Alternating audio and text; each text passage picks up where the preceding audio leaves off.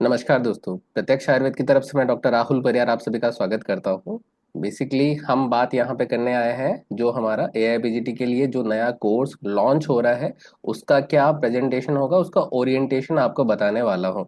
जो अभी मैं प्रेजेंटेशन आपको स्क्रीन पे स्लाइड शो पे आपको देने वाला हूँ, हमारी 100% क्लासेस आपको ऐसे ही स्लाइड शो पे मिलने वाली है और ऐसे ही मैं आपको पेन टैब का यूज करते हुए आपको थ्रू आउट द ईयर मिलने वाला हूँ।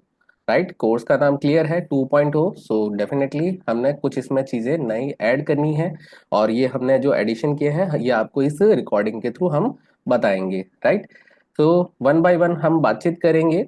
बीच में कुछ आपके क्वेश्चंस रहेंगे तो डेफिनेटली वहां पे माइक आपका ऑन रहेगा, आप वहां पे अपनी बात कह पाओगे और लास्ट में आपके जो सारी क्वेरीज है वो सारी क्वेरीज को मैं एड्रेस करूंगा वन बाय वन।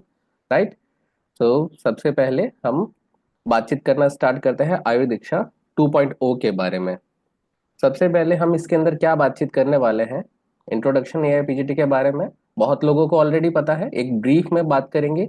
कोर्स जो है वो ओवरव्यू उसका कैसा कैसा होने वाला है। इंपॉर्टेंट पार्ट है टीचिंग हम कैसे कराएंगे, क्योंकि मेन पॉइंट टीचिंग ही है। ऑल्दो हम बीएमएस के scholar through out the BMS पढ़ते हैं, फिर हम एक साल में उस सारी चीजों को कैसे कंपाइल कर पाएंगे ये हम इस पॉइंट के अंदर कवर करने वाले हैं। एआईपीजीटी के अंदर हमको कैसे अप्रोच करना चाहिए और हमारा कोर्स उसके हिसाब से कैसे डिजाइन किया गया है। और लास्ट में एक इम्पॉर्टेंट टॉपिक, क्योंकि क्लासरूम में सभी जगह पे इक्वली टीचर पढ़ाता है बट स्टूडेंट के नंबर अप एंड डाउन क्यों होते हैं, कुछ ऐसे कॉमन मिस्टेक्स हैं जो स्टूडेंट थ्रू आउट द अपने प्रिपरेशन के दौरान करते हैं। सो वो क्या क्या होती है और कैसे कैसे उनको हमें काउंटर करना है, वन बाय वन उस पर बातचीत करने वाले हैं।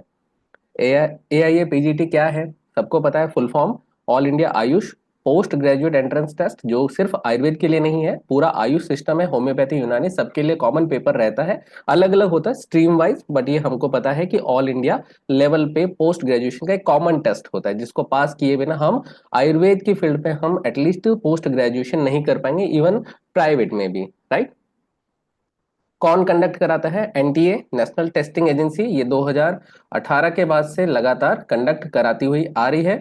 तो और इसको कंट्रोल कौन करता है, इसका पेपर वगैरह कौन मतलब इसको कंट्रोल करता है, पेपर कहाँ से बनता है, कौन फैकल्टीज चूज करता है, ये सारा कंट्रोल एनसीआईएसएम के पास में है, जो कि हमारी एजुकेशन बॉडी है, जो मिनिस्ट्री ऑफ आयुष के अंदर जो आयुर्वेद से रिलेटेड जो हमारी एजुकेशन बॉडी है वो एनसीआईएसएम है। 120 क्वेश्चंस आएंगे, 120 मिनट मिलेंगे। राइट, सिंपल बात है। और +4 अगर करेक्ट करोगे, -1 अगर क्वेश्चन का आंसर इनकरेक्ट हो जाएगा तो वहां पे आप कह सकते हो कि 1/4 नेगेटिव मार्किंग होगी।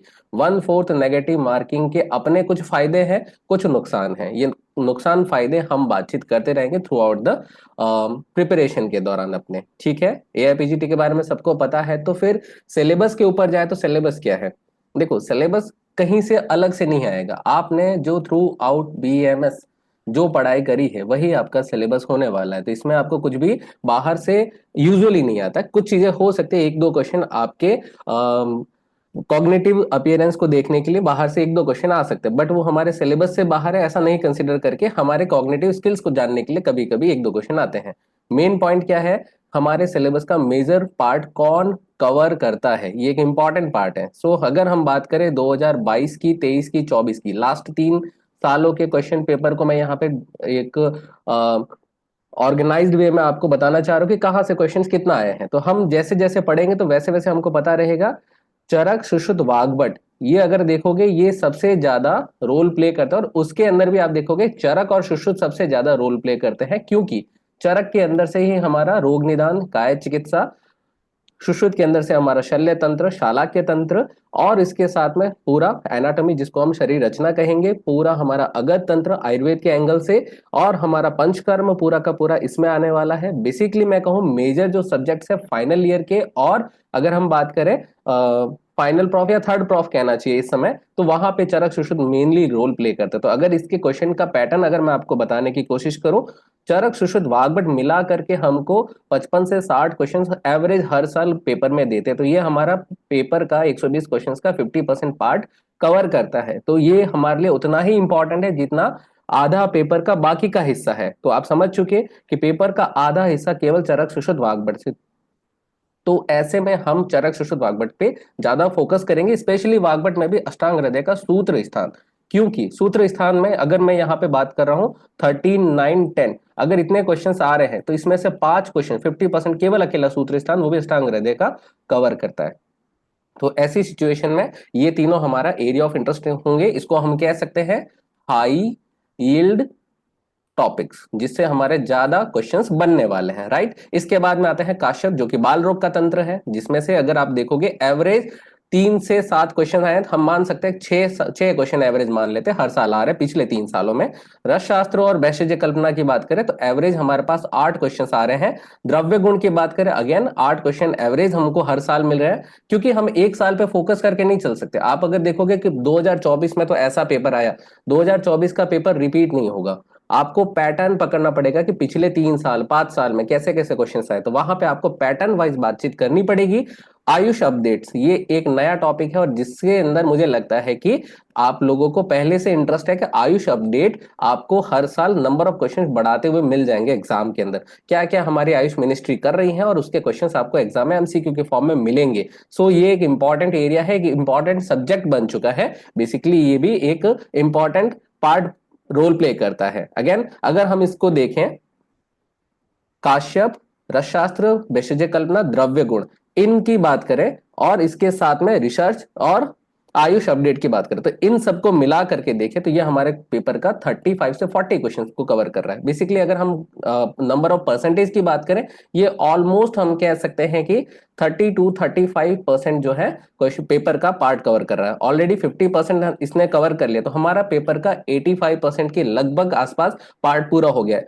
मॉडर्न ओवरऑल मिला करके अगर आप देखोगे, जिसके अंदर से रिसर्च हमने हटा दिया है, आयुष अपडेट हम मॉडर्न में कंसीडर नहीं कर रहे हैं, तब हमारे पास में एवरेज 15 से 19 क्वेश्चन, जो हम कह सकते हैं कि 18 क्वेश्चन मान लेते हैं कि एवरेज हमारे पास पिछले 3 सालों में आए हैं। और अन्य आयुर्वेद सब्जेक्ट, जो कि हम बात कर रहे हैं संस्कृत की, जिसके अंदर हम बात कर रहे हैं जो योग की, योगा जिसको कह सकते हैं, या फिर हम किस टॉपिक की बात कर रहे हैं, लाइक भेल, हारित, योग रत्नाकर, ऐसे जो बहुत ज्यादा माइनर सब्जेक्ट है, उनकी अगर बात करें तो एक एक सब टॉपिक से मान लेते हैं एवरेज हर साल में आते हैं। तो ये हमारा सबसे लीस्ट प्रायोरिटी वाला टॉपिक है, ये लोएस्ट यील्ड टॉपिक के अंदर कंसीडर होता है। बट इग्नोरेंस में ये भी नहीं आएगा, स्टिल हमारा जो ये पेपर का ये वाला हिस्सा सबसे पहले, ये वाला हिस्सा हमारे सेकेंड स्टेज पे और ये वाला हिस्सा हमारे थर्ड स्टेज पे हम कवर करेंगे, उतनी ही प्रायोरिटी देंगे ताकि हम एक साल के अंदर ज्यादा यील्ड वहां पे प्राप्त कर सके। तो ये पेपर का जो 30 to 35% हमने बात करी, बाकी जो अदर्स बचे हैं 20 से 25 क्वेश्चन हर साल वहां से आने वाले हैं। तो ये सिलेबस हमने अगर बांटा है तो ये हमने हमारे पढ़ने के तरीके से बांटा है। अगर आप इसको अपने प्रॉफ वाइज देखोगे तो प्रॉफ वाइज भी आपको सबसे ज्यादा क्वेश्चंस फाइनल प्रॉफ वाले एरिया में मिलेंगे। ऐसा नहीं सेकेंड ईयर में मिल नहीं रहे, रसशास्त्र में भी है, द्रव्य गुण में भी है और मॉडर्न के भी हैं। बट अगर आप फाइनल प्रॉफ के सब्जेक्ट को देखोगे तो वहां पे आपको ज्यादा क्वेश्चंस देखने को मिलेंगे। और ये मैं जरूर कहूंगा कि फाइनल प्रॉफ के स्टूडेंट अगर एआईपीजीटी के लिए प्रिपरेशन करना चाहते हैं और फाइनल प्रॉफ में नहीं कर रहे, तो वो एक बड़ी मिस्टेक कर रहे हैं। ये इस एंगल से मैं बात करना चाह रहा हूं। देन रिसेंट पैटर्न की बात करना चाह रहे हैं कि क्या रिसेंट पैटर्न के अंदर चीजें बदली है और जो बदलती हुई आपको नजर आ रही है। बेसिकली वहां पे क्वेश्चंस के जो पैटर्न है 2020 के बाद से बदला बदला है। पिछले 5 सालों के पेपर में और उससे पहले के पेपर में आपको रात दिन का अंतर नजर आएगा। अंतर आएगा किस एंगल से? क्वेश्चन के फ्रेम होने के एंगल से। पहले यूजुअली वन लाइनर क्वेश्चंस ज्यादा आते थे, अभी भी आते हैं। पेपर का मैं मान लेता हूं कि 40 से 60% पार्ट अभी भी हमारा वन लाइनर ही कवर करता है, लेकिन ये वाली चीजें जो है पेपर के अंदर अपने जगह बनाने लग गए हैं। मैच द कॉलम, जिसके अंदर आपको ABCD इधर लिखे रहेंगे और सामने 1 2 3 4 करके लिखे रहेंगे। आपको देखना होगा कि कौन सा ऑप्शन किसके साथ मैच करता है।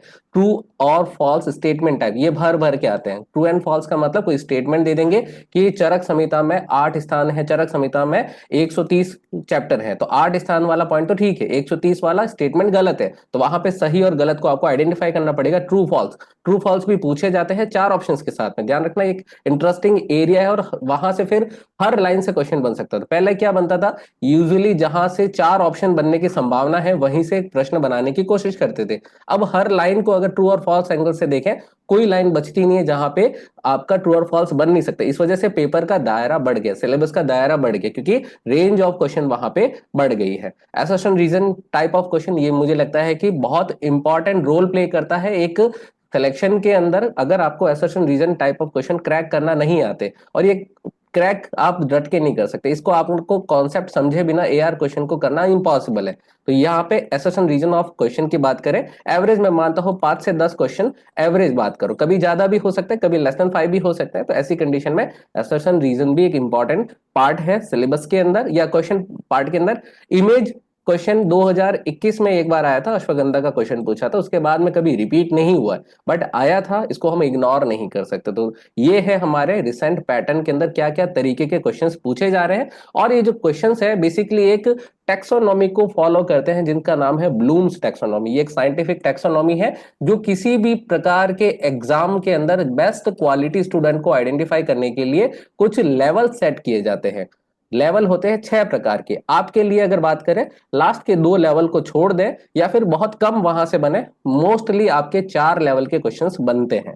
देखें, सबसे पहला और सबसे बेसिक लेवल है रिमेंबरिंग, चीजों को रिकॉल करना। फैक्ट, चरक संहिता में हमारे पास में पांडु के 5 वेद है, राइट, ये हमारा क्या है, एक फैक्ट है। तो रिकॉल फैक्ट, फैक्ट को याद करना या फिर बेसिक कॉन्सेप्ट को हमें समझना। जैसे वात का गुण होता है रुक्ष, ये हमने बेसिक कॉन्सेप्ट ये समझ लिया, तो ये हमारे पास में एक रिमेंबरिंग टाइप ऑफ पार्ट है जो कि हमको एग्जाम में देखने को मिलता है। अंडरस्टैंडिंग इंपॉर्टेंट पार्ट है लेकिन इससे थोड़ा सा एडवांस है, जिसके अंदर हम आइडियाज और कॉन्सेप्ट को क्या करते हैं, समझने की कोशिश करते हैं। अंडरस्टैंडिंग का मीनिंग आपको समझ में आ रहा होगा कि चीजें कैसे रुक्षता शरीर में बढ़ती है, तब वहां पे स्निग्ध गुण, वहां पे ऑयल का एप्लीकेशन करेंगे, तेल का अप्लाई करेंगे। तो हमारा पूरा अभ्यंग जो है वात के रुक्ष गुण, शीत गुण और अगर बात करें वात के लघु गुण को टारगेट करते हुए, ऑयल का या तेल का स्निग्ध गुण, उष्ण गुण और लघु गुण का काउंटर करता है गुरु गुण। ये 3 गुण वात के और ये हमारे तेल का, ये 3 गुण। तो बेसिकली हमने क्या किया, एक कॉन्सेप्ट से अभ्यंग की प्रोसेसिंग समझे कि अभ्यंग से कैसे वात को कंट्रोल कर रहे हैं, ये एक अंडरस्टैंडिंग होती है।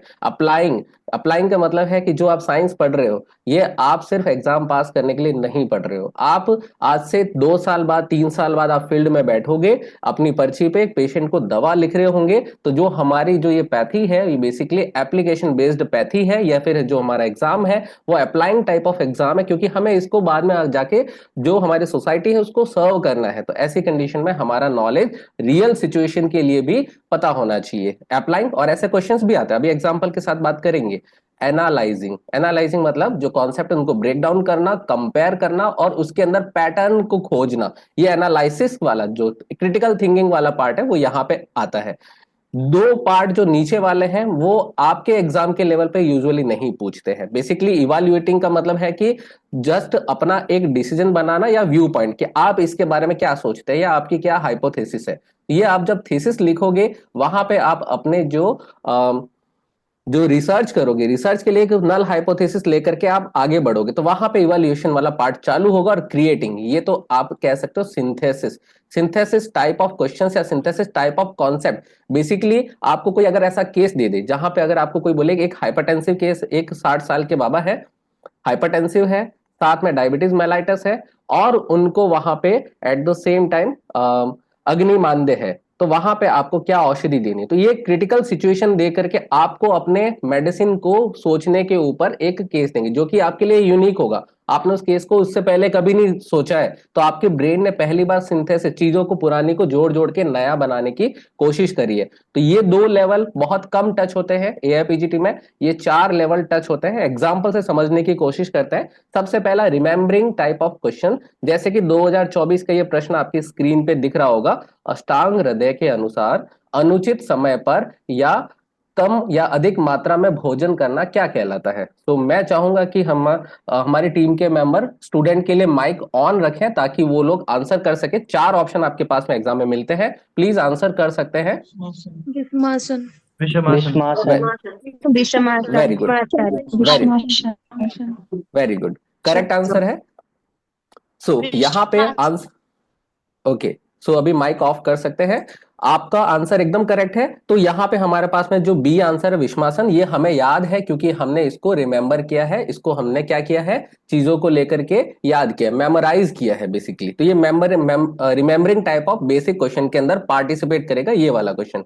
अगर अंडरस्टैंडिंग लेवल की बात कर रहे हैं तो वहां पे कैसा क्वेश्चन है, हमारे पास क्वेश्चन ऑलरेडी सामने है। चरक के अनुसार संवृत कोष्ठ में वमन कर्म करना मना है, जो कि एक कथन है, असर्शन है, रीजन दिया है कि ऐसा करने पर मरण या मृत्यु हो सकती है। तो यहां पे अगर बात करें, यहाँ पे चार ऑप्शन आते हैं, ये मैं कॉन्सेप्ट के ऊपर लेके जाना चाहता हूं, अंडरस्टैंडिंग। आंसर मैं पहले ही बता देता हूं, इसका आंसर है ए।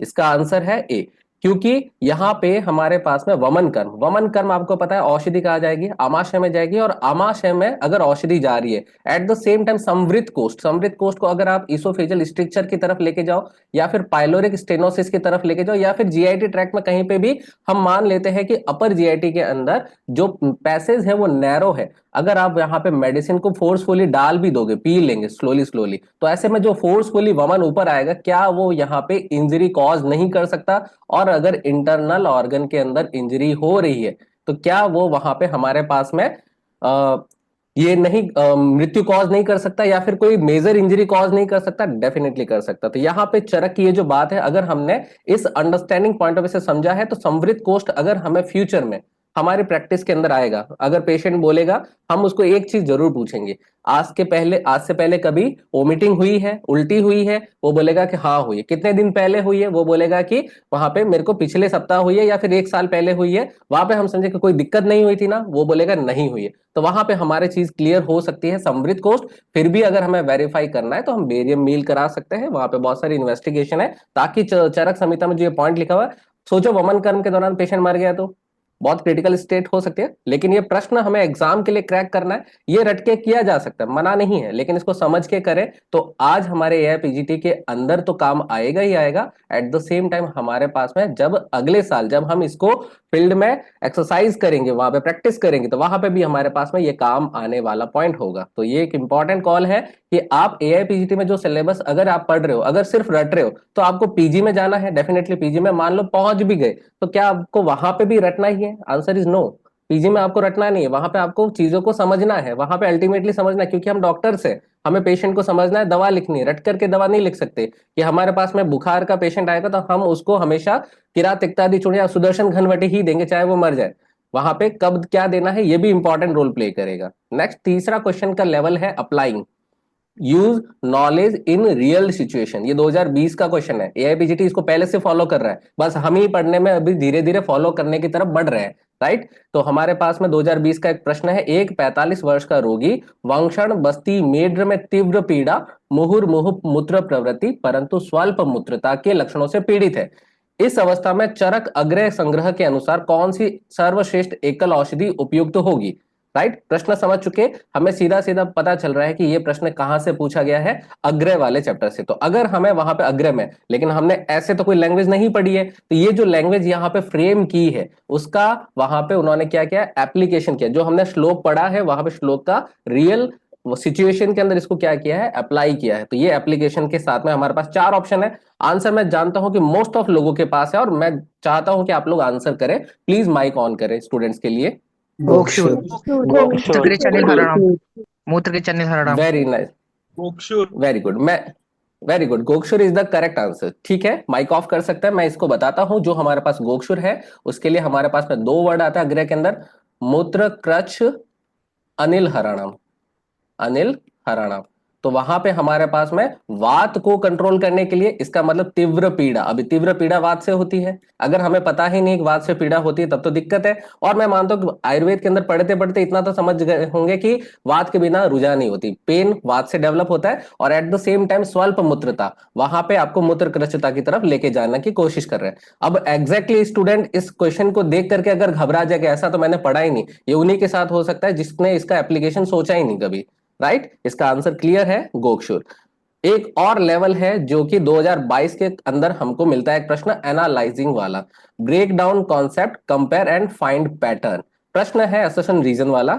असर्शन बोलते हैं चतुर्थे सर्वांग प्रत्यंग विभाग प्रव्यक्तो भवति, कारण बोले हैं सप्तमे सर्वांग प्रत्यंग विभाग प्रव्यक्त तरह। मैं अगेन स्टूडेंट्स के लिए चाहूंगा कि माइक ओपन करें और वहां पे आंसर करें। एबीसीडी बोलना है आपको।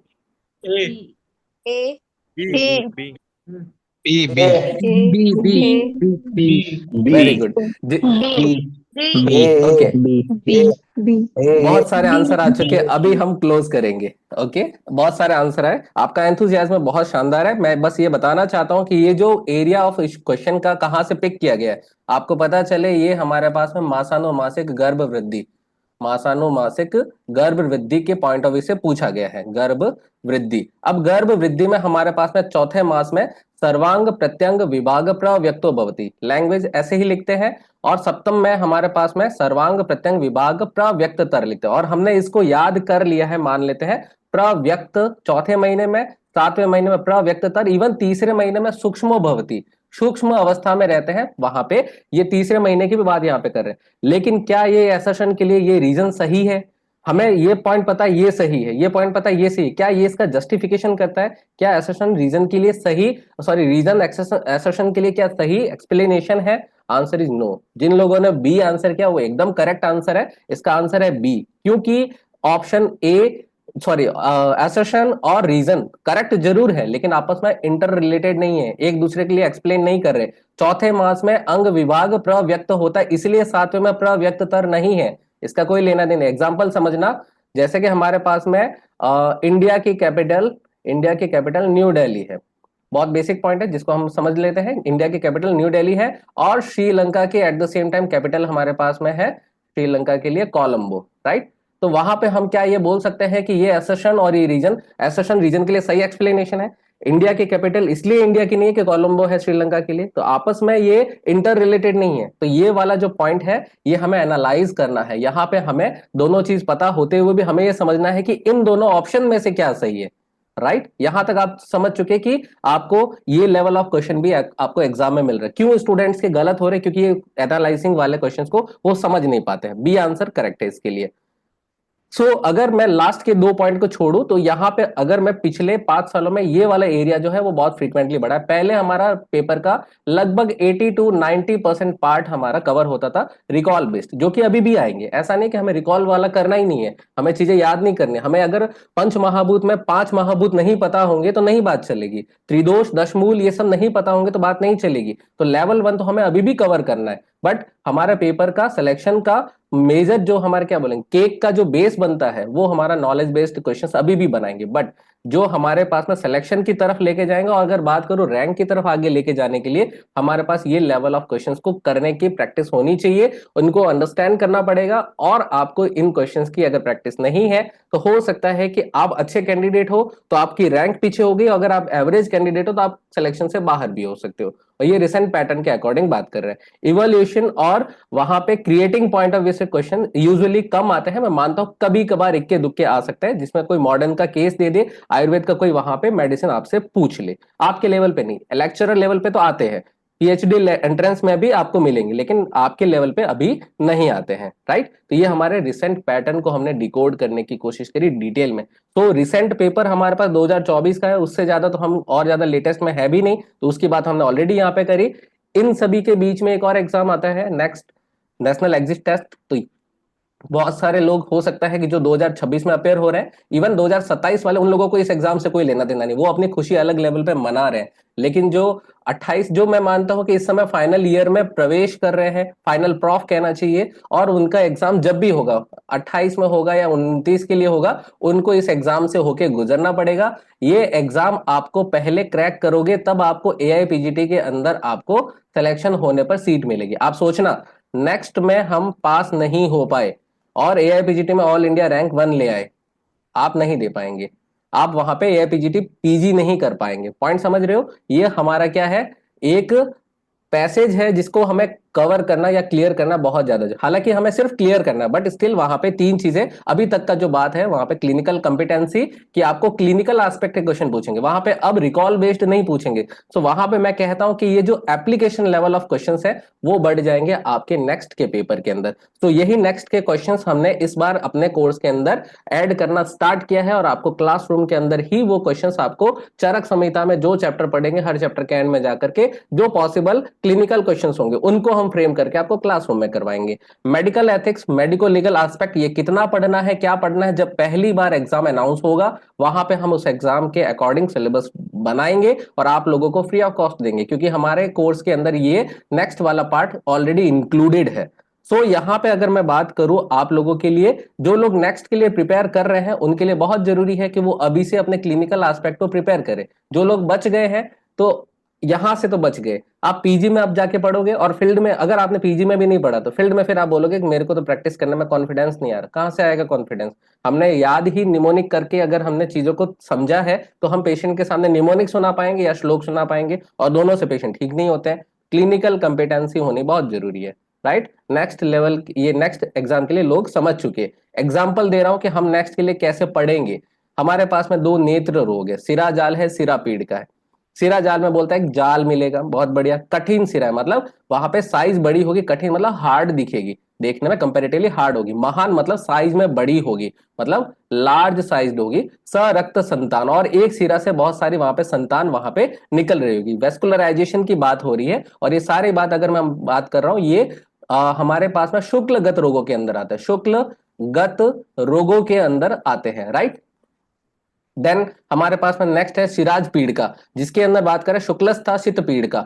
शुक्ल भाग के अंदर एक सित पीड़ का है। सित पीड़ का मतलब सफेद रंग की पीड़ का, या फिर सफेद रंग के अंदर पीड़ का है जो कि सिराओं से आवृत है। एक ऐसी पीड़ का जो चारों तरफ वहां पे वेस्कुलराइजेशन का पार्ट है। और इसके साथ में एक इंपॉर्टेंट वर्ड देते हैं, असित समीपजा सिराजा। असित समीपजा का मतलब है कि वो कृष्ण मंडल के पास में है। व्हाट इज कृष्ण मंडल? ये हमारा जो काला काला हिस्सा है, जिसको हम आइरिस का कलर देखते हैं काला, लेकिन ऊपर कॉर्निया है जो ट्रांसपेरेंट है। तो अगर मैं सिरा जाल और सिरा पीड़िका की बात करूं, हमारे पास में पेशेंट आएगा तो पेशेंट तो ऐसा ही दिखेगा। आज के टाइम में ये फोटो डेफिनेटली किसी पेशेंट से ही लिखी खींच करके गूगल पे डाली होगी, जो हमने यहाँ पे प्लेस कर दी है।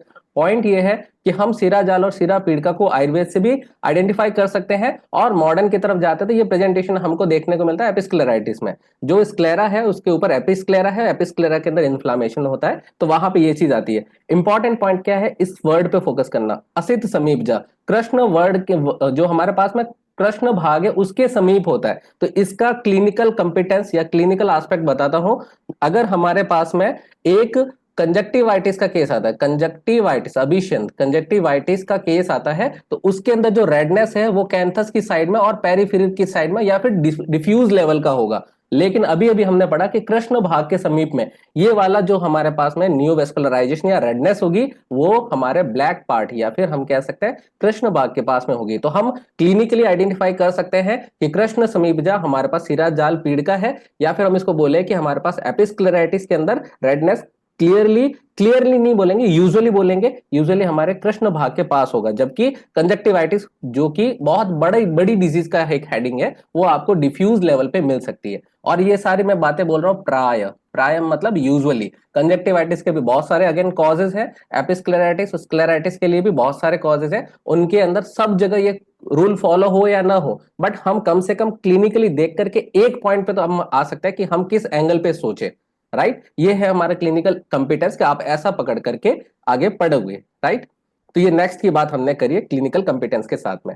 तो यहाँ पे एक पॉइंट हम और डिस्कस कर रहे हैं कि how should student start the study of anything. Anything मतलब कुछ भी, आप लॉ की बात कर लो, आप चाहे तो एमबीबीएस की बात कर लो, आप चाहो तो बचपन से, जब मतलब हम बात करते हैं कि प्राइमरी नर्सरी जो भी क्लासेस होते हैं उनकी बात करें, जब भी स्टार्ट करते हैं सबसे पहले हम शास्त्र की परीक्षा करते हैं। और आपने शास्त्र की परीक्षा कर ली है, वो है एआईए पीजीटी का एग्जाम देना है। तो आपका शास्त्र मतलब सिलेबस है, बीएमएस के अंदर जो भी हमने पढ़ा है वो हमारा सिलेबस है, यही आपका शास्त्र है, ये आपने तय कर लिया है। आप वहां पे यूपीएससी जो सिविल एग्जाम है, यूपीएससी का सिविल एग्जाम नहीं दे रहे हो आप, at the same time law का एग्जाम नहीं दे रहे हो आप, at the same time MBBS NEET PG नहीं दे रहे हो। तो आपने क्या कर लिया, अपने शास्त्र की परीक्षा कर ली, ये चरक बोलते हैं इस रेफरेंस पे। जब शास्त्र की परीक्षा हो जाती है तब आप क्या करते हो, आचार्य की परीक्षा, जिसको मैं बोलूंगा कि क्लासेस का एग्जामिनेशन करोगे, कौन से क्लासेस से पढ़ना है। जब आपने तय किया होगा कि बीएमएस करना है, तो बीएमएस कौन से क्लास कौन से कॉलेज से करोगे,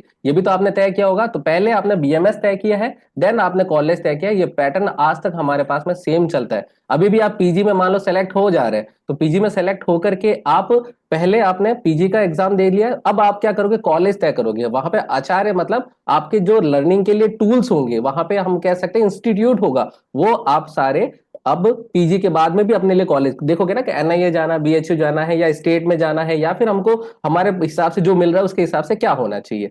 तो यहाँ पे आप आचार्य की परीक्षा करोगे। तो डेमो के अंदर हम वही चीज बताएंगे, आचार्य की परीक्षा आपको करनी है। तो आचार्य आपको यहाँ पे ये बताते हैं। बेसिकली मैं प्रत्यक्ष आयुर्वेद के एंगल से आचार्य नहीं हूं, मैं एक टीचर हूं, मैं टीचर के एंगल से बताता हूं कि बीएमएस सिलेबस और एआईपीजीटी सिलेबस की बात करें क्या पूरी तरीके से सेम है। अगर थियोरेटिकली देखोगे तो हाँ एकदम सेम है। आपके पास वही चरक है जो आपने प्रॉफ में पढ़ी है, वही चरक आपको एआईपीजीटी के लिए पढ़नी है। लेकिन मैं प्रैक्टिकली बोलूंगा कि सेम नहीं है। रीजन क्या है कि आपको प्रॉफ में एग्जाम लिखना है, वहां पे रिटर्न एग्जाम देना है, वहां पे आप लिखित में पेपर लिखोगे, आपको वहां पे 4 ऑप्शन नहीं मिलेंगे। जबकि आपको प्रैक्टिकली वहां पे एक डिफरेंट काइंड ऑफ एग्जाम देना है, जहां पे एक क्वेश्चन आएगा, 4 ऑप्शन ढूंढ, और 4 ऑप्शन में से सही आंसर आपकी आंखों के सामने होगा और आपको वो खोजना है। तो ये तरीका एकदम अलग है, ये तरीका एकदम अलग है। सो सिलेबस अगर आप देखोगे थियोरेटिकली यस सेम है, प्रैक्टिकली सेम नहीं है। और उसमें भी अगर सिलेबस की बात करें, हम हाई यील्ड टॉपिक जो है उनको प्रायोरिटी में फोकस करेंगे, छोड़ेंगे हम किसी को नहीं, डिटेल में पढ़ेंगे, क्योंकि पेपर कहीं से भी बन रहा है। अगर आप इंपॉर्टेंट की बात करोगे, आपको 2024 के पेपर में सुश्रुत के सूत्र स्थान के अंदर से मैं बताऊं, एक 19वें चैप्टर से क्वेश्चन आया, एक 45वें चैप्टर से। तो क्या यहाँ पे हम यंत्र शस्त्र क्षार अग्नि जलों का इन सबको हम कंसिडर करना कैंसिल कर दें, जब सिर्फ व्रण के अंदर हम जो दिवा स्वप्न करते हैं उससे रिलेटेड एक प्रश्न पूछा है, और लास्ट में फिर द्रव विज्ञान वाले चैप्टर से पूछा है। तो क्या हमारे बाकी के सारे चैप्टर इंपॉर्टेंट नहीं है 2024 के हिसाब से? सो मैं बात ये कहना चाह रहा हूँ कि पेपर में आपको कहीं से भी पूछ लेंगे, हमको हर चैप्टर में उस एरिया को ढूंढना होगा जहां से प्रश्न बन सकता है, और वो डिफिकल्ट नहीं है, उनको समझ के करना है। तो सेलेक्टिव पढ़ेंगे लेकिन इंपॉर्टेंट पढ़ेंगे, हर चैप्टर वाइज। आपको कुछ कोई ये नहीं कह सकता कि आप पहला चैप्टर, चौथा चैप्टर, छठा चैप्टर पढ़ लो। आपको ये कहेंगे कि पहले चैप्टर के ये हाईलाइटेड पार्ट है वो पढ़िए, दूसरे में ये इंपॉर्टेंट है ये पढ़िए, तीसरे में ये इंपॉर्टेंट ये पढ़िए। ये ज्यादा सही तरीका है कि आप ज्यादा अप्रोच कर पा रहे हो वहां पे, राइट। देन सिलेबस की अगर हमने बातचीत करी है, तो एक आयुर्वेदा डॉक्टर अपने जीवन में 4 प्रकार की लर्निंग्स लेता है। 4 प्रकार में पहला है बीएमएस। हमने बहुत भर भर के कोटेशंस रटे होंगे, मैं मेरा फेवरेट कोटेशन बताऊं, मैंने एग्जाम में स्कोर करने के लिए जो लिखा है, हिता हितम सुखम दुखम आयुष तस्य हिता हितम। और मुझे लगता है कि किसने नहीं लिखा होगा, क्योंकि हमको स्कोर मिलते हैं किस एंगल पे, श्लोक जिसको ज्यादा आते हैं। लेकिन जब फील्ड में जाते हैं हमें 1000 श्लोक याद है, कोई काम नहीं आएंगे अगर हमको श्लोक को यूज करना नहीं आता। पॉइंट क्या है, बीएमएस में आपने जैसा भी पढ़ा, मजबूरी में पढ़ा या इंटरेस्ट लेके पढ़ा, चाहे टीचर डेली आके क्लास में पूछते हैं हमने उसके लिए पढ़ा या एग्जाम के लिए पढ़ा, वो एक पार्ट था। लेकिन एआईपीजीटी में आप कैसे पढ़ोगे ये एक चॉइस है।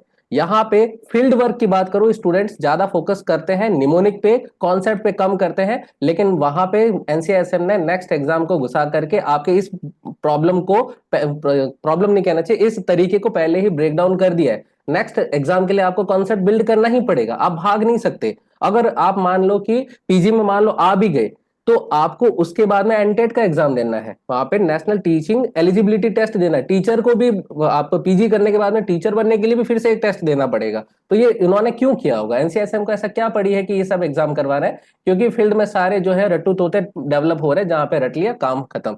श्लोक हमको 500 आते हैं, मरीज 2 ठीक नहीं हो रहे। तो ये प्रॉब्लम जो है, इसी प्रॉब्लम को हम एड्रेस करते हैं, राइट। एमडीएमएस में मैं पहले ही बोल चुका, आपको अप्लाइड एस्पेक्ट संहिता का फॉलो करना है। और जब पेशेंट ठीक करने जाओ, अल्टीमेटली आप चाहे टीचर बन जाओ, चाहे आप प्रैक्टिशनर बन जाओ, कुछ भी बनोगे, मरीज तो देखोगे। कहीं नहीं देखोगे तो अपने घर वाले एक ईसीजी लेके आ जाएंगे कि ये क्या है देख के बताओ, या रिपोर्ट भेज देंगे व्हाट्सएप पे कि मेरे यूएसजी की रिपोर्ट है, बताना तुम्हारे किसी सर से पूछ के। वो क्यों पूछ बोलते हैं आपको सर को पूछने के लिए, आप खुद क्यों नहीं देखते हो? क्योंकि उनको पता है कि हमारे वाले कितने दमदार है, राइट। इस पॉइंट को प्रैक्टिकली समझना। आपको घर वाले रिपोर्ट भेजते हैं, और अगर आप रिपोर्ट को पास करते हैं, मतलब अपने सीनियर को, टीचर को, तो इसका मतलब आप कब देखना सीखोगे? इस पॉइंट को समझने की जरूरत है। सो एआईपीजीटी की बात कर रहे हैं, हम क्या प्रॉब्लम सॉल्व करते हैं। हम हमारी क्लास में सबसे पहले कोई भी कोटेशन है, क्योंकि हमारे पास समिता कोटेशन बेस्ड है, हम कोटेशन को डिस्कस करते हैं और अपनी लैंग्वेज में करते हैं। अपनी लैंग्वेज मतलब मेरे पास हिंदी लैंग्वेज है और इंग्लिश के कुछ वर्ड्स बीच में आएंगे, तो उन वर्ड्स को मैं डिस्कस करूंगा। वहां पे कोटेशन को डिस्कस करेंगे, समझ लेंगे। श्लोक हमने क्या किया है, समझा है। अभी हमको श्लोक नहीं आता, श्लोक याद नहीं है, श्लोक याद करना भी नहीं है। पॉइंट क्या है, हमने श्लोक याद नहीं किया, लेकिन अगर हमारे सामने वो श्लोक कभी आ जाएगा तो हमें हिंदी से उस श्लोक को हम आइडेंटिफाई कर लेंगे। हमें याद है कि तमक श्वास में विरेचन करना, अब तमकेतु विरेचनम बोलो या तमक श्वास में विरेचन बोलो, क्या डिफरेंस है इनमें, हम आराम से आइडेंटिफाई कर लेंगे। तो ये प्रॉब्लम एक्चुअली यहाँ पे सॉल्व हो जाती है जब अंडरस्टैंडिंग और श्लोक याद करने के बजाय जो काम काम के श्लोकांश होंगे। श्लोकांश को आप जानते हैं, श्लोक का एक छोटा टुकड़ा जो कि एग्जाम के पॉइंट ऑफ व्यू से इंपॉर्टेंट है। बीच में च त, या फिर यहाँ पे हम बात करें अति पता नहीं क्या क्या जो वर्ड्स होते हैं जो संस्कृत लैंग्वेज को डिराइव करने के लिए होते हैं, तो वहां पे उन चीजों को हम फोकस बिल्कुल नहीं करने वाले हैं। देन वहां पे हम बातचीत करेंगे प्रीवियस ईयर एग्जाम में क्या क्या क्वेश्चन बने हैं इस पर्टिकुलर श्लोक से, और अब नए क्या बन सकते हैं। दोनों पॉइंट जो बन चुके हैं तो वो तो है, बन गए, क्या वो रिपीट होंगे हर बार? नहीं, नए क्वेश्चन भी तो आएंगे, तो वहां पे प्रिडिक्शन लगाएंगे कि और इसमें क्या क्या नया पूछ लेंगे।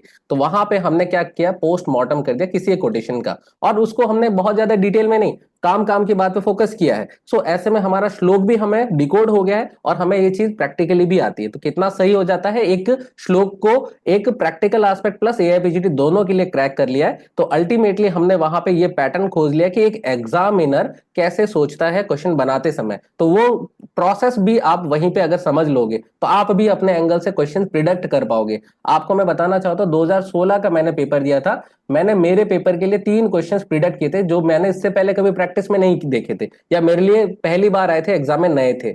जो कि अगर आप योनि व्यापद में देखोगे, पुत्रग्नि में योनि व्यापद में कौन सा गुण होता है, रुक्ष गुण होता है। ये मैंने सोचा था कि क्यों नहीं पूछ रही है, तो रुक्ष गुण पूछना वाला होता है। आज के टाइम में ये बहुत छोटा पॉइंट है, लेकिन आज से 10 साल पहले ये बहुत जो है बड़ा पॉइंट, मानो कि इतना डीप क्वेश्चन थोड़ी पूछेंगे।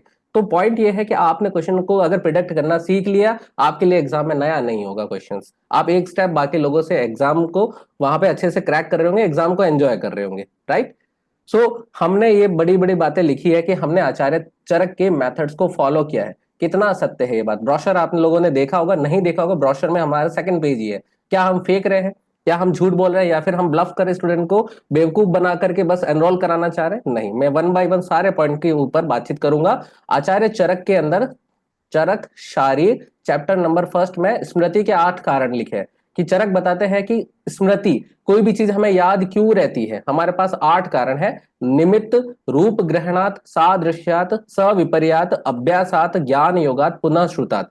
नहीं याद मत करो। पॉइंट है, सबसे पहले निमित्त पे जाओ। निमित्त मतलब होता है निमित्त, कर्ता, कारण या हेतु का एक एग्जाम्पल है, हेतु या कॉज। सीधा बात करें कि जो किसी एक कॉज के साथ एसोसिएटेड है। हम अगर बात करें केस बेस्ड लर्निंग या रियल लाइफ को रिलेशन के पॉइंट ऑफ व्यू से, छोटे मोटे पॉइंट उठाते हैं एग्जांपल के लिए। शिरा शैथिल्यम, शिरा शैथिल्यम सुश्रुत और अष्टांग हृदय दोनों ही रक्त क्षय के लिए मानते हैं। धमनी शैथिल्यम सुश्रुत मांस क्षय के लिए बोला, ये हमने रट लिया। शिरा शैथिल्यम रक्त क्षय, धमनी शैथिल्यम मांस क्षय, आंसर हमारा तब भी सही है। लेकिन अगर इसको एंजॉय करें कि शिरा शैथिल्यम का मतलब ये होता है रक्त क्षय, इसको हम अगर ऐसा सोचे कि जो हमारे पास ब्लड वेसल है उसके अंदर जो हमारे पास रक्त है वो कम हो जाएगा, तो एज ए कोई ल्यूमन या पाइप, उसका जो सरफेस टेंशन है या फिर हाइड्रोस्टैटिक प्रेशर है, वो प्रेशर क्या हो जाएगा, कम हो जाएगा। हाइड्रोस्टैटिक प्रेशर का कम होने का मतलब कोई पाइप के अंदर से फ्लूइड जा रहा है, वो फ्लूइड मान लो कम हो गया, रक्त का वहां पे जो है प्रवाह कम हो गया, तो ऐसी कंडीशन में क्या होगा, वो पाइप थोड़ा सा हल्का हल्का दबा दबा महसूस होगा। पॉइंट समझ रहे हैं? तो यही शिरा शैथिल्य में है। तो धमनी शैथिल्य मांस क्षय में क्यों?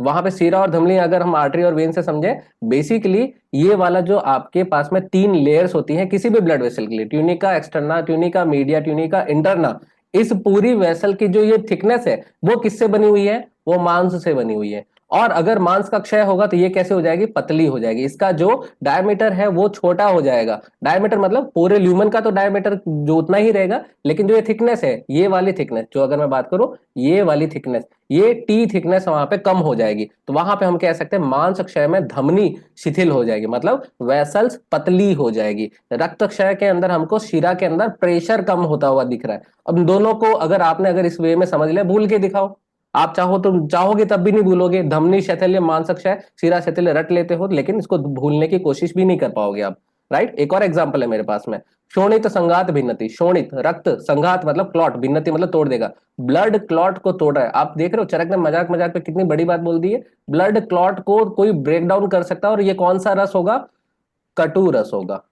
आप अगर वहां पे चरक सूत्र 26वें अध्याय में जाओगे, रसों के गुण लिखे हुए, शोणित संघात भिन्नति, ब्लड क्लॉट के तोड़ने की बात करते हैं। ब्लड क्लॉट जुड़ा होगा किसी न किसी कारण से, तो वहां पे कोई भी जोड़ने के लिए हमारे पास में एनाबॉलिक रस होता है, मधुर रस होता है जो चीजों को जोड़ता है।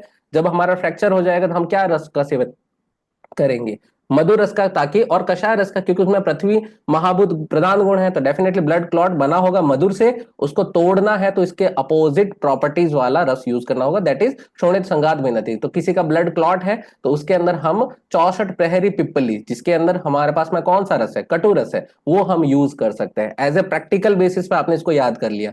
मांस वी लिखती, जब कोई कटु रस का सेवन करता है तो मांस का वहां पे क्या करता है, लेखन होता है। मांस का लेखन मतलब अगर हम इसी ब्लड वेसल पे देखें, मांस का लेखन कर देगा तो क्या हो जाएगा, मांस थोड़ा कम हो जाएगा, तो इसका जो डायमीटर है ल्यूमन का कंपेरेटिवली क्या हो जाएगा, चौड़ा हो जाएगा। इसी से हम याद रख सकते हैं ना, मार्गान वी व्रणोती, मांस का, ब्लड वेसल के मांस का अगर लेखन कर दिया मतलब स्क्रैपिंग कर दी, पतला कर दिया, तो वहां पे मार्ग कैसा हो जाएगा हमारा, मार्गान वी व्रणोती, मार्ग चौड़ा हो जाएगा। कंपेरेटिवली हम कैसा कह सकते हैं कि वैसो डायलेशन की बात कर रहे हैं, बेसिकली वैसो डायलेशन के पॉइंट ऑफ व्यू से बात कर रहे हैं। ध्यान रखने वाली बात है, मॉडर्न में भी मेडिसिन जाती है। अगर हम देखें मॉडर्न की मेडिसिन में कोई हाइपरटेंसिव, एआरबी या फिर टेलमिसार्टन ड्रग का नाम लेता हूं, टेलमिसार्टन, वो भी तो क्या करती है, वहां पे ब्लड प्रेशर को कम करती है, तो वो भी किसी न किसी पंचभौतिक गुणों से बन के मिलके बनी है। उसके अंदर भी तो कोई रस होगा, उसके अंदर भी तो पंचभौतिक संगठन होगा, तो वो भी तो यही सब के अंदर फॉल कर रहा होगा। अगर हम आयुर्वेद के कॉन्सेप्ट उन पे लगा के देखें तो डेफिनेटली यहाँ पे हमारी लर्निंग इतनी शार्प हो जाएगी, हम चीजें भूल नहीं पाएंगे, एंजॉय करेंगे। हमारे पास में पेशेंट आएगा तो तुरंत आंसर भी आएंगे। पीजी में सिलेक्शन होगा वो तो अलग है। मार्गान विशोधयति, ये लवण रस के लिए, तो ये फिर मार्गान विव्रणोति कैसे याद करें, लवण मतलब NaCl, जहां जहां सोडियम जाएगा वहां वहां H2O आएगा। ये बचपन में हमको पीएमटी लेवल से सिखाया गया था, क्योंकि इसकी एफिनिटी वाटर के साथ में ज्यादा होती है, सोडियम आयन के साथ में। सोडियम आयन क्या करेगा, वाटर को अट्रैक्ट करेगा, और जहां पे जो ल्यूमन के अंदर क्या होगा, नमक ज्यादा होगा, तो वहां पे सोडियम वाटर को अट्रैक्ट करेगा, तो वहां पे क्या हो जाएगा, वॉश आउट हो जाएगा। पानी के ज्यादा होने की वजह से चीजें क्या होती, धुल जाती है। मार्गान विशोधयति, अब बोलो मार्गान विव्रणोति कटु के लिए है कि नहीं है, मार्गान विशोधयति लवण के लिए है कि नहीं है। तो सिंपल है, चीजों को प्रैक्टिकली लेकर देखोगे सिंपल भी लगेगी, और बाद में अगर हमको ये भी पता है कि कटु और लवण एग्जाम में आ जाए, भले ही रटने के पॉइंट ऑफ व्यू से, तब भी हमको पता है। आपको लगेगा मैं इसको याद भी कर लूंगा, जैसे चतुरामालिंगम करते हैं ना, चतुरामालिंगम मूवी आती है 3 इडियट्स में, बोलते हैं ना कि मैं इसको याद कर लेंगे दुबे जी, तो याद करना भी कोई बुरी बात नहीं है, लेकिन याद आज कर लोगे कल समझना पड़ेगा, तो बेटर है ना आज ही समझो और बाद में इसको अप्लाई भी कर दो। तो कभी न कभी तो आपको इसको प्रैक्टिकल एस्पेक्ट में लेके ही जाना पड़ेगा। सर्व शरीर अवयव मृदु करोति, सभी अवयवों को मृदु कैसे करता है, अगेन सोडियम अट्रैक्ट करता है वाटर को, जहां पे पानी आएगा तो पानी के अंदर मृदु गुण होता है, सिंपल सी बात है। वहां पे ऑर्गन्स को क्या, आपके पास में कोई भी हार्ड स्ट्रक्चर है, मान लो उसके अंदर पानी, अगर पानी के अंदर किसी चीज को डुबा दो, जैसे रात में बादाम भिगोते हैं, तो बादाम को अंदर पानी घुस जाने की वजह से क्या हो सकता है, वहां पे मृदु हो जाता है डेफिनेटली। तो ये पॉइंट आपको पता है ना कि पानी आने से चीजें तो वहां पे सॉफ्ट हो जाती है। तो ये हमने बात करी थी निमित्त के पॉइंट ऑफ व्यू से। निमित्त मतलब ये हमारा पहला पॉइंट, निमित्त पूरा हुआ। अगर रूप ग्रहणात देखोगे, हमने अपने क्लासेस में मल्टीपल जगहों पे जहां जहां पॉसिबल हो सकता है वहां वहां पे हमने फोटोग्राफ्स रखे, इमेज जो है लगा करके, माइंड मैप्स या इन्फोग्राफिक, इन्फोग्राफिक्स तो मैं इसको कहूंगा कि मैं मेरा पेन टैबलेट, मैं हर डिजीज को वहां पे फोटोग्राफ के थ्रू समझाने की कोशिश करता हूँ कि आमाशय में क्या हो सकता है, पक्वाशय में क्या हो सकता है, लार्ज इंटेस्टाइन स्मॉल इंटेस्टाइन, मैं कोशिश करता हूँ कि स्टूडेंट इसको समझे। तो ये रूप ग्रहणात हम थ्रू आउट अपने क्लासरूम के अंदर इसको यूज करते हैं, विजुअल लर्निंग इसको टेक्निक्स कहते हैं। फोटो के अंदर चार वहां पे इंफॉर्मेशन डाल देना, अगेन वो विजुअल लर्निंग नहीं है। वहां पे आपने चीजों को फिर भी फोटो के अंदर याद की, तो उससे बेटर है कि आप थ्योरी याद कर लेते। पॉइंट समझने की जरूरत है। रूप ग्रहणात का मतलब चरक होते तो आज के टाइम में कैसे यूज करना चाहते, पॉइंट समझे। सिद्ध कुष्ठ के अंदर हमको ये चीज पता है कि सिद्ध कुष्ठ के लक्षणों के बारे में ये चीजें लिखी हुई है।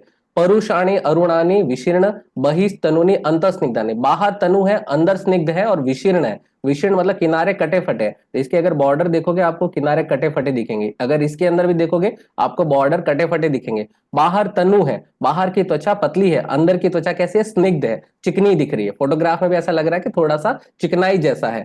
शुक्ल रक्त अवभासनी, ढूंढो इसके अंदर व्हाइट और रेड का कॉम्बिनेशन मिल रहा है, इस वजह से पिंक दिख रहा है। यस, ये पिंक प्रेजेंटेशन है जो मंडल और पुंडरिक के साथ सिद्म में भी मिलता है, राइट। लघु समुत्थानी अल्प हेतु से भी उत्पन्न हो जाएगा, तो ये इसका एक फैक्ट है। अल्प भेदिनी, इसके अंदर भेदन करने के लिए वहां पे अंदर से कोई पस डेवलप करने वाला फैक्टर होता तो वो वहां पे नहीं है, क्योंकि वहां पे वात प्रधान कुष्ठ है, वात कफ प्रधान, सॉरी, वात और कफ दोनों ही पस डेवलप करने के लिए प्राइमरली नहीं है। पाक पित्त करता है तो पित्त की वजह से पस डेवलप होता है। कृमि, सभी कृमि जो सभी कुष्ठ के अंदर कृमि पड़ सकते हैं, तो ये स्पेसिफिक नहीं है। लास्ट में बोल दिया अलाबु पुष्प संकाशानी, आपने कभी अलाबु पुष्प देखा ही नहीं होगा तो काम बनेगा ही नहीं। पॉइंट यहां तक खत्म नहीं होता, ये तो निदान स्थान का था। फिर चिकित्सा में फिर से बोलते हैं यद रजो ग्रष्टम विमुंचती, ड्राई है ना, वात कफ, इसमें गीला करेगा कौन? द्रव गुण तो पित्त के साथ में है, तो वात कफ यहाँ पे ड्राई ही होना। यद रजो ग्रष्टम विमुंचति, घिसने पर यहाँ पे डस्ट पार्टिकल गिरेंगे। अलाबु पुष्प वर्ण, अलाबु पुष्प के समान, रिपीटेटिव पॉइंट, प्रायण च उर्वशी, प्रायण च उर्वशी एक फोटोग्राफ ऐसा जहां पे उरा में भी ये प्रेजेंटेशन है। हमने यहाँ पे जो बातें करी है, बहिस्तनूनी अंतस्निग्धानी विशीर्ण के साथ में, लघु समुत्थानानि और अलाबु पुष्प शंकाशानी, इसके साथ प्रायण च उर्वशी, यद रजो ग्रष्ट विमुंचति। अब इन सभी श्लोक के मीनिंग बताए। रजो ग्रष्टम विमुंचति, वहां पे घिसने पर रज गिरता है, मतलब डस्ट पार्टिकल गिरते हैं। तो ये हमें सारी चीज हमको कहां पे लेके जाएंगे? सिद्ध कुष्ठ की तरफ। चीजों को अगर फोटोग्राफ में देख लोगे तो आपको याद रहेंगे। कम से कम अगर ये भूल जाओगे कौन सा ऑर्गन में और ये फोटो याद रहेगा, तब भी आपको ये एग्जाम के लिए काम आ जाएगा कि प्रायण चौरसी कौन सा था। राइट, ये हमारा रूप ग्रहणात के अंदर हम यूज करते हैं। ये सिर्फ एक सैंपल है, हम डेफिनेटली डेमो के अंदर हम कितना बता पाएंगे। राइट, सादृश्यत, क्या हम निमोनिक यूज नहीं करते? बिल्कुल करते। निमोनिक एक इंपॉर्टेंट यूजफुल टूल है। जहां पे फैक्ट ही फैक्ट है, वहां पे आपको निमोनिक यूज किए बिना रटना, आप अपने साथ में ना इंसाफी करो। तो निमोनिक का बहुत इंपॉर्टेंट एक टूल रहता है, लेकिन जहां पे निमोनिक के बजाय कॉन्सेप्ट बना करके फिर निमोनिक को यूज करोगे तो मुझे लगता है कि और ज्यादा एफर्टलेसली आप चीजों को याद कर पाओगे। फॉर एग्जाम्पल निमोनिक देखते हैं, संस्कृत टीका है किसके साथ में? ये शारंगधर संहिता पे संस्कृत टीका की बात कर रहे हैं, ये आपको पढ़नी पड़ेगी, एग्जाम में पूछते हैं। एक टीका है जो वोपदेव ने लिखी है। वोपदेव ने टीका के अलावा प्रकाश व्याख्या और शतश्लोकी लिखा है, तो वहां पे वो प्रकाश देव 100 श्लोक वाला एक निमोनिक है। इसके अंदर हमारे पास वो से वोपदेव है, प्रकाश से प्रकाश व्याख्या और शतश्लोकी 100 श्लोक वाला। यहाँ पे हमारे पास में किसने लिखी है? वोपदेव ने। तो हमारे पास में सारी इंफॉर्मेशन एक लाइन में बन जाती है, सिंपल वे में इसको हमने याद कर लिया। दीपिका टीका लिखी है आडमल ने, हमने 8 दीपक रख दिए, ये हमारे पास में दीपक होंगे कितने? 8। ऐसे 8 दीपक मतलब आडमल, किस आडमल ने कौन सी टीका लिखी है? दीपिका। 8 दीपक हम एक वर्ड बना लेते हैं। आयुर्वेद दीपिका एक इंपॉर्टेंट पॉइंट है, ये चक्रपाणी ने भी लिखी है चरक संहिता पे, और ये आचार्य रुद्र भट्ट ने भी लिखी है, लेकिन ये शारंगधर पे है। दोनों संस्कृत टीका है, लेकिन ध्यान रखना सेम नाम की टीका भी रिपीट होती है। तो ये हम याद करने के लिए यहाँ, अब ये हम नहीं बोल सकते कि क्या लॉजिक लगा है, आयुर्वेद दीपिका रुद्र भट्ट ने ही क्यों लिखी, इसके पीछे क्या लॉजिक है? कोई लॉजिक नहीं है। इन्होंने, इनका नाम था रुद्र भट्ट और इन्होंने ये पुस्तक का नाम रखा होगा। पुस्तक का नाम क्यों रखा होगा, इसके पीछे उनके पास कोई फिलॉसफी रही होगी, पर वो हमें तो नहीं पता है। तो हमारे पास में ये क्या आ जाता है? फैक्ट आ जाता है, और फैक्ट को हमें क्या करना है? सिंपल करना है निमोनिक की सहायता से। तो देव आदि देव, मैं ये नहीं बोल रहा हूँ कि हमारे निमोनिक बहुत सुंदर है या अच्छे नहीं है। मैं सजेस्ट ये करता हूँ स्टूडेंट्स को कि निमोनिक अपने खुद से बनाए। निमोनिक जहां पे पॉसिबल हो सकता है निमोनिक खुद से बनाए, क्योंकि खुद के बने हुए निमोनिक लॉन्ग टर्म मेमोरी में याद होते हैं, क्योंकि आपने उस पर टाइम खर्च किया, आपने उसके ऊपर प्रोसेसिंग करी है। अगर मैं निमोनिक जो दे रहा हूं वो हो सकता है कि आपने प्रैक्टिस में ला करके उसके ऊपर प्रोसेसिंग कर ली और वो आपके लिए साथ में हो गए, लेकिन अगर आप खुद के लिए बनाओगे तो वो आज तक आपने अपने बीएमएस में जो जो निमोनिक्स बनाए होंगे, मैं मानता हूं कि आज तक आपको याद रहे होंगे। आप कभी एक बार इमेजिन करके देखना कोई निमोनिक। देव आदि देव रुद्र, हम जानते हैं आदि देव, रुद्र के लिए वर्ड आता है देव आदि देव, तो आदि से आयुर्वेद दीपिका और रुद्र देव, हम जैसे कि हम भगवान शिव की बात करें, देव आदि देव रुद्र की बात हो रही है। और गूढ़ार्थ संदीपन या गूढ़ार्थ दीपिका काशीराम वैद्य, काशी के गूढ़ रहस्य, काशीराम वैद्य, गूढ़ से गुडार्थ दीपिका या गुडार्थ संदीपन, ये वर्ड हमारे पास में संस्कृत टीका के लिए आ जाता है। ये एक सैंपल है निमोनिक के लिए। निमोनिक जहां जहां यूजफुल होगा हम डेफिनेटली यूज करेंगे। और अगर मैं इसको बोलूं चंकिंग मेथड को, हमने क्या किया चंकिंग मेथड में? वहां पे जो हमारे पास अरिष्ट काल है, अरिष्ट काल मतलब इंद्रिय स्थान, चरक के इंद्रिय स्थान है, जो लास्ट में जाकर हमने क्या कर दिया, सबको इकट्ठा कर लिया। चंकिंग मतलब जहां जहां से जो सिमिलर चीजें हैं उनको एक पैटर्न में इकट्ठा कर लिया। तो वहां पे 15 दिन का अरिष्ट है, जो कि हमारे पास में एक तो ग्रहणी रोग है और एक अनुलोम और प्रतिलोम गति वाले रोग एक साथ हो गए। फॉर एग्जाम्पल ऊर्ध्व रक्तपित्त और अधोग रक्तपित्त किसी को एक साथ हो गए, तो डेफिनेटली वो क्या है? असाध्य है, और ये अरिष्ट का लक्षण है। मतलब 15 दिन में व्यक्ति नष्ट हो जाएगा। आप वोमिटिंग और डायरिया दोनों एक साथ देख रहे हो, इसका मतलब सीवियरली डिहाइड्रेशन में जाने वाला है, एक आदमी मरने वाला है। और अगर इसको सिंपल करना है, एक व्यक्ति है जिसको ऊपर से एक व्याधि हो रही है, एक नीचे से व्याधि हो रही है, तो बॉडी के सेंटर में आकर के वो खत्म हो जाएगा, मतलब डिजीज वहां पे खत्म हो जाएगी। तो हम कह सकते हैं सेंटर। और एक महीने के 30 दिन के सेंटर में कौन सा दिन पड़ता है हमारे पास में? 15वां दिन पड़ता है। तो हम उससे भी याद कर सकते हैं कि महीने का सेंटर क्या होता है? 15 दिन। अगेन सेंटर में हमारे पास में 15 दिन, और नहीं तो हमारे पास में ग्रहणी वर्ड अगर अलग से पूछ ले, हमारे पास चरक चिकित्सा 15वां चैप्टर है। इससे भी हम अलग अलग एंगल से यूज कर सकते हो। तो हर जगह निमोनिक काम नहीं आई। हमने क्या किया यहाँ पे, कुछ एनालॉजी को यूज किया, कुछ वहां पे चंकिंग तरीके को यूज किया कि एक साथ लिख दिया। ये 7वें चैप्टर का 12वें चैप्टर के साथ पढ़ो, यस्य स्नात अनुलिप्तस्य पूर्व शुष्यति उरोह। कितनी इंपॉर्टेंट बात लिखी है यहाँ पे, अपने पास में पेशेंट है, जब भी स्नान करेगा या लेप करेगा चेस्ट पे सबसे पहले चीजें सूखेंगी। चेस्ट पे क्यों सूखेगी? क्योंकि चेस्ट में बहुत ज्यादा हीट है। हीट मतलब इन्फ्लामेशन, इन्फ्लामेशन के अंदर र्यूबर ट्यूबर कैलर डॉलर, तो कैलर का मतलब ही होता है कि हीट डेवलप करना। सिंपल सी बात है, चेस्ट में मायोकार्डाइटिस हो सकता है, एंडोकार्डाइटिस हो सकता है, लंग्स के अंदर इन्फ्लामेशन है, लंग्स टिश्यू के अंदर। तो चेस्ट के अंदर अगर इन्फ्लामेशन है और चरक के टाइम की ये बात है, एंटीबायोटिक है नहीं, तो ऐसे में 15 दिन में आदमी मरने वाला है। यस्य स्नात अनुलिप्तस्य पूर्व शुष्यति उरोभ्रशम, मतलब बॉडी के सेंटर में। अगेन अनुलोम और प्रतिलोम में भी हम बॉडी के सेंटर में पहुंचे थे, यहाँ पे भी गृहिणी वाला 15वें चैप्टर से और पूर्व शुष्यति उरो वाली बात पे भी बॉडी के सेंटर में आ रहे हैं। तो हमने क्या किया, एक जैसे दिखने वाले कोटेशन को यहाँ पे कंपाइल कर दिया चंकिंग मेथड से, उनको वहां पे एक साथ कर ले। तो ये लैंग्वेज जब भी पढ़ोगे, आसपास पढ़ोगे, रिवाइज करने में आसानी होगी। ठीक है, तो यहां पे हमने बात करी थी सादृश्यात, जो हमारे पास में सबसे पहले था निमित्त, दूसरा था रूप ग्रहणात, तीसरा हमारे पास आया सादृश्यात। सादृश्य में एक और वर्ड है, इसको हमने चंकिंग मेथड से क्या किया है, ये है विष के 10 गुण। विष के 10 गुण आइडेंटिफाई कर सकते हैं, विष के 10 गुण। वहां पे दो दो अक्षर वाले 3 गुणों को एक साथ रख दिया, इनको क्या कर दिया हमने, क्लस्टर बना दिया। लघु, रुक्ष और आसु, दो दो अक्षर वाले 3 गुणों को एक साथ रख दिया, लघु, रुक्ष और आसु। तीन तीन से पहले ढाई ढाई अक्षर 2.5, उष्ण, तीक्ष्ण, सूक्ष्म, इन तीनों को हमने एक साथ कंपाइल कर दिया, ढाई ढाई अक्षर वाले। पहले दो दो वाले 3, ढाई ढाई वाले 3, और फिर 3 3 वाले या फिर वी से स्टार्ट होने वाले, विशद, व्यवाई, विकासी।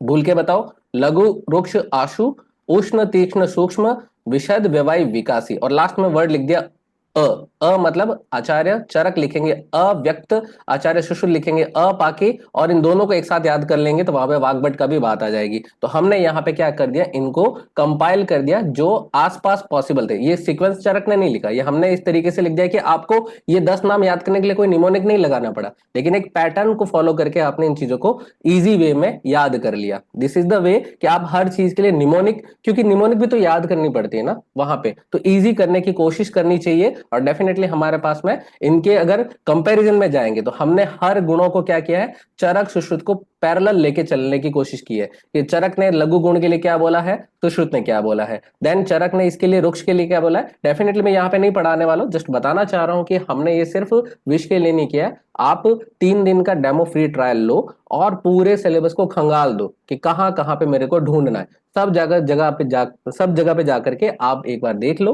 अब सेटिस्फाइड हो जाओ, तब कभी किसी किसी को ज्वाइन करने के ऊपर बातचीत करना चाहिए, राइट।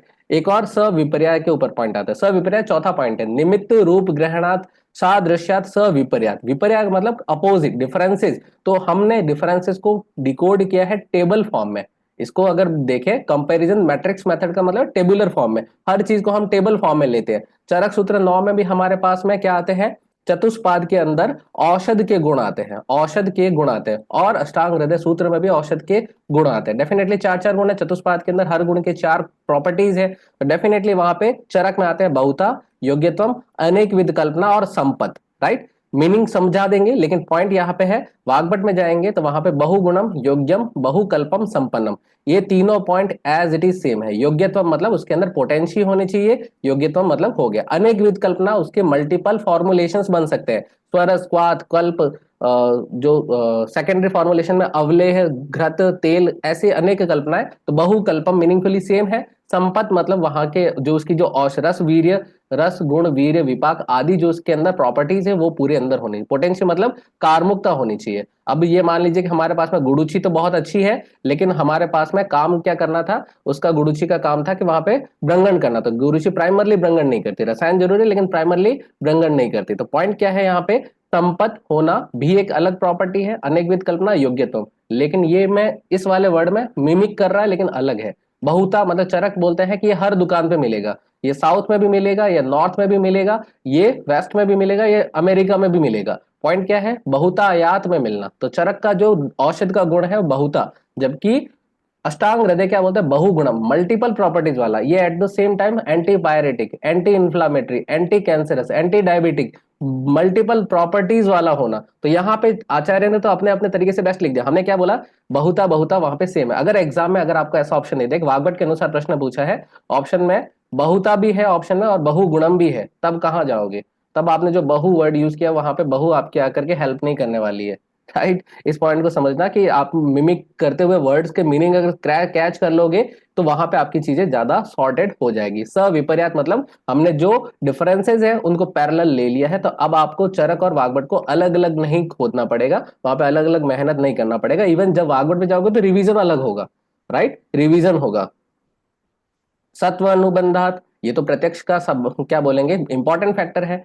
इंद्रिय अर्थ आता है, इंद्रिय अर्थ के साथ में जब इंद्रिय जुड़ती है, इंद्रिय से जब मन जुड़ता है और मन से जब आत्मा जुड़ती है, तब कहीं जाकर के ज्ञान वहां पे प्रवृत्त होता है। और ये आप दिन में अपने दिन में लगभग लाखों बार करते हो ये प्रोसेस, भले आप मानो या ना मानो लाखों बार करते हो। तो इसमें मन का कितना इंपॉर्टेंट रोल है, मैं इतनी देर से क्लास में जो बोल रहा हूं, अगर आप इसको समझने की कोशिश कर रहे हैं, आप चीजों को रिलेट करने की कोशिश कर रहे हैं, तो आपका सत्व इस क्लास के अंदर अनुबंधित है, वहां पे आपका मन लगा हुआ है, फोकस्ड माइंड है। और अगर आपका ये पढ़ते समय अगर पैरेलल दोस्त बात कर रहा है, वो आपको बोला अरे चल चाय पीने चलते, क्या फालतू चीजें सुन रहा है, तो वहां पे आपका सत्व हो सकता है कि डिटैच हो जाए। तो वहां पे आपकी जब थ्रू आउट पीजी प्रिपरेशन के अंदर बहुत बार अप एंड डाउन आएंगे मेंटल हेल्थ को लेकर। मैं आपको ये नहीं कह रहा हूं कि आप पागल हो जाएंगे, लेकिन स्ट्रेस आता है जब भी हम पढ़ते हैं। स्ट्रेस उसी को आता है जो पढ़ता है, जो नहीं पढ़ता है उसको स्ट्रेस नहीं आता है। तो वहां पे हमारी टीम जो है इसको काउंटर करने के लिए multiple time stress management program करती है। मल्टीपल टाइम हम बैठ करके बातचीत करते हैं, आपके प्रॉब्लम सुनते हैं, सॉल्व करते हैं। तो इस चीज को हम सत्व अनुबंध, क्योंकि ये क्लासरूम में पढ़ा नहीं सकते ना सत्व, आपको मन कैसे लगाना है ये क्लासरूम में नहीं, ये तो स्टूडेंट सेंट्रिक पॉइंट है, राइट। अभ्यासाद, रिपीटेशन, रिपीटेशन में हम जो इस क्लास के अंदर करने वाले हैं ये नया है, पोमोडोरो टेक्निक। हम एक क्लास करेंगे, 10 मिनट से 15 मिनट का एक ब्रेक लेंगे, देन दूसरी क्लास करेंगे, तो स्टूडेंट वापस एक रिफ्रेश मोड में आ जाएगा, ताकि जो टॉपिक चेंज हो रहा है उसके ऊपर वो रिलेट करने के लिए अवेलेबल होगा। लेकिन मैं चाहूंगा कि इस ड्यूरेशन में स्टूडेंट बीच में रील्स ना चलाए। रील्स चलाओगे, आपकी दिमाग लगातार स्क्रीन को देख रहा है, तो वहां पे हो सकता है कि आपका कंसंट्रेशन धीरे धीरे डाउनफॉल होगा, फिर आप बोलोगे सर मजा नहीं आ रहा, याद नहीं हो रहा है। होगा ही नहीं, क्योंकि आपने अपने ब्रेन को ब्रेक नहीं दिया है। पोमोडोरो टेक्निक को हम यूज करेंगे। फेनमैन टेक्निक ये आप लोगों के लिए है, अगर आप किसी चीज को याद करना चाहते हो तो आप अपनी सरल भाषा में अपने जो है आपका बैचमेट है, एक स्टडी पार्टनर ले लो। बॉयफ्रेंड गर्लफ्रेंड हो तो बहुत और अच्छी बात है, लेकिन स्टडी पार्टनर हो तो ये ज्यादा जरूरी है कि आप अपनी जो जो चीज आपने पढ़ा वो अपनी भाषा में, सरल भाषा में सामने वाले को समझाने की कोशिश करो।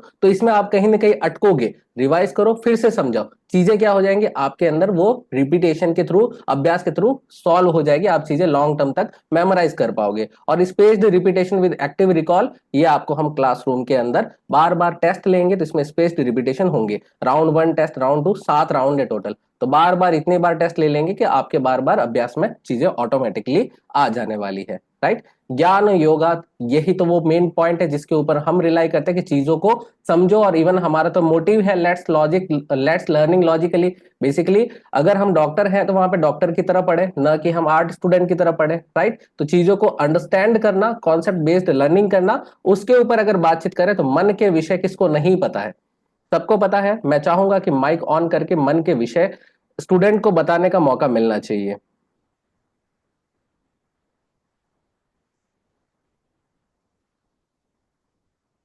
चिंतम विचारे मूयम देह संकल्प। ध्येय संकल्पमेव च ध्येय संकल्पमेव च. संगीतम हा बरोबर आहे. हा चिंतन तेच तेच. विचारे बरोबर आहे. एक त्या विचारे वय ध्येय संकल्पमेव च. तत्सर्व चिंता विचार ध्येय व संकल्प. जिनके विचारे वय ध्येय संकल्प.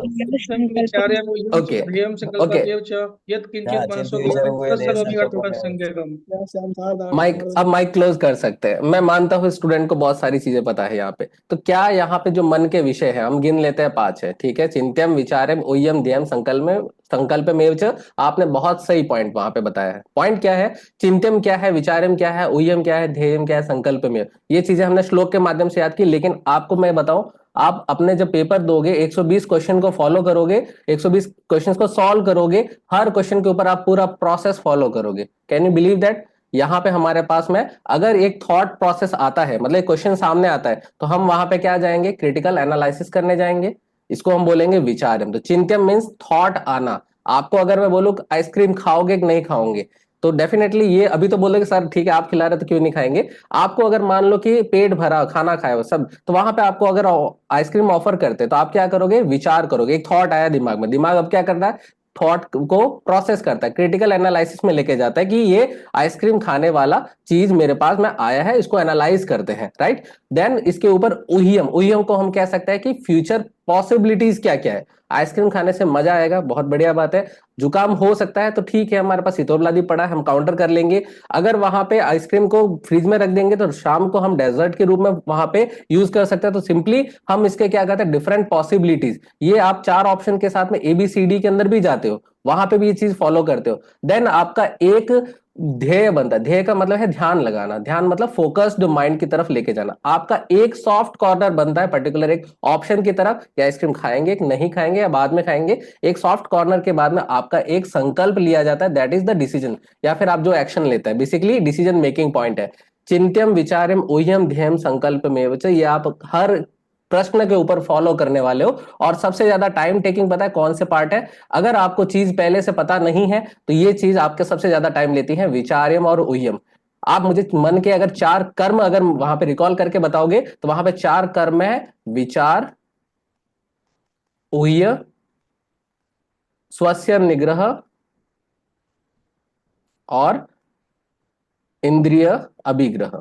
इंद्रिय अभिग्रह, तो ये मन के 4 जब हम कर्म की बात करते हैं, ये कर्म में भी यहाँ पे विचार और ऊह्य क्या कर रहा है, क्योंकि ये जो प्रोसेसिंग है ये पर्टिकुलर हमारा दिमाग करता है, ये मन का काम है वो विचार करना और ऊह्य करना। ये बहुत कम टाइम लेते हैं। अगर आपको एक अगर 1 सेकंड का वहां पे अगर टाइम लगता है कोई चीज को सोचने में, तो ये विचार और ऊह्य उस 1 सेकंड के लगभग 95% को कैरी करते हैं। बाकी आपके जो चिंतन ध्येय संकल्प लेस देन 5% के अंदर ये तीनों प्रोसेस आउट हो जाता है। तो ये हमारे बेसिकली कर्म क्यों है, क्योंकि ये हमारे मैक्सिमम सोचने के कार्य वालों को फॉलो करते हैं। तो ध्यान रखना मन के विषय क्या है, यही आपका लॉजिकल लर्निंग है कि आप चीजों को रिलेट करोगे, प्रैक्टिकली एस्पेक्ट में लेके चलोगे। हालांकि और भी मल्टीपल ऑप्शंस आपको मैंने एग्जांपल्स आपको पहले भी दिए हैं। पुनः श्रुतार्थ पे जाएंगे तो बेसिकली मैंने बार बार क्या किया है, स्मृति के 8 कारणों को बोलने की कोशिश की है। तो हमारे पास में निमित्त आया, सबसे पहले रूप ग्रहणात आया, देन हमारे पास में सादृश्यात आया, सादृश्यात, देन आया हमारे पास में सविपर्ययात, देन हमारे पास में आया सत्वानुबंधात, सत्वानुबंधात, देन अभ्यासात। लास्ट इसके पहले क्या पढ़ा था, अभ्यासात से पहले, अभ्यासात के बाद में ज्ञान योगात, ज्ञान योगात के बाद में अभी हम पढ़ रहे हैं पुनः श्रुतात्। पुनः श्रुतात् का मतलब है बार बार सुनने से चीजें याद होती है। क्या ये हकीकत में होता है? हमें क्यों हनी सिंह के गाने याद होते हैं, क्यों हमें बादशाह के गाने याद होते हैं, क्यों हमें कोई भी गाना याद होता है? क्योंकि हमने बार बार सुना। क्यों हमें हनुमान चालीसा, क्या हमने इन चीजों को लिख लिख के याद किया है? नहीं, क्योंकि हमें चीजें सुनते सुनते भी याद हो जाती है। तो ऐसे में आप जब पढ़ोगे तो वहां पे आपके पास में रिकॉर्डिंग्स रहेगी, रिकॉर्डिंग्स का आप मल्टीपल टाइम देख सकते हो, सुन सकते हो। तो ये पुनः श्रुतात् भी आपका एक तरीके का रिवीजन होता है, जो भी आपकी स्मृति को मेंटेन करने के 8 कारणों के अंदर इंपॉर्टेंट रोल प्ले करता है, पुनः श्रुतात्। तो बेसिकली ये 8 स्मृति के कारण के जो टेक्निक्स है, ये हमने मॉडर्न टेक्निक्स की सहायता से अपने क्लासरूम के अंदर इसको इनकॉर्पोरेट किया है। मैं चाहता हूं कि आप इनके डेमो लेकर के 1 बाय 1 सारी संहिताओं को जाकर के देखें कि हमने कहाँ कहाँ पे यूज किया है। सो बेसिकली मैं अगर शॉर्ट में बोलूं, प्रत्यक्ष आयुर्वेद का विजन क्या है, अंडरस्टैंडिंग पे ज्यादा फोकस करो, मेमोराइजेशन जरूरी है, जहां पे मेमोराइजेशन जरूरी है वहां पे मेमोराइजेशन भी करो, निमोनिक चंकिंग किसी भी मेथड से करो, लेकिन अंडरस्टैंडिंग करना बहुत जरूरी है, क्योंकि आफ्टर ऑल हम एक डॉक्टर बनेंगे वहां पे। सो अगर मैं इसको और डिटेल में बोलूं कि आप पहले सोचो और सीखो, आप सिर्फ सीखो या फिर आप सिर्फ रटो, ऐसा बिल्कुल भी मोटो नहीं रहेगा। अगर हम इसकी तरफ जा रहे हैं विजन की तरफ, तो हमारा विजन बहुत ज्यादा क्लियर है कि हम क्या डिलीवर करना चाह रहे हैं।